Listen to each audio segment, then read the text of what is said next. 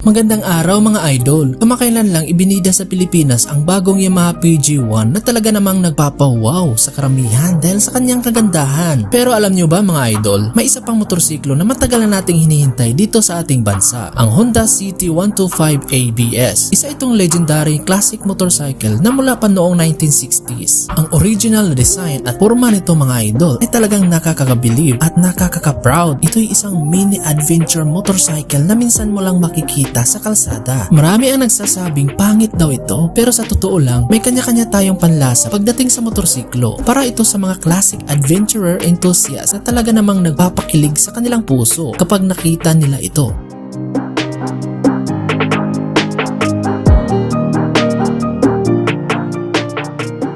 Bago tayo magpatuloy, big shoutout muna sa kasama nating si Aragon Vlog. Magandang araw sa iyo, idol.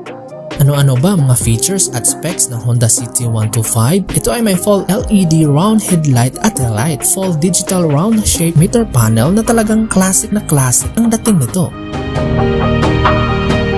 May 5.4 liter fuel tank capacity na may fuel consumption na 63 kilometers per liter. Meron din itong front ABS disc brake na may 2-pot caliper at naka-rear disc brake na rin ito mga idol. May 110mm front suspension na perfect para sa trail adventure.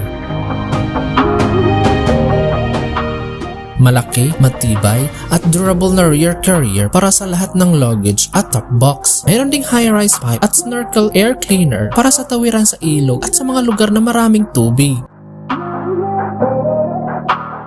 Ang makina naman ito mga idol ay single cylinder, 4-stroke, air-cooled SOHC125cc na may max power na 8.7 horsepower at 7,000 RPM at max torque na 11 Nm at 4,500 RPM na may kasamang engine guard at meron din itong electric at kickstart para sa mga added convenience.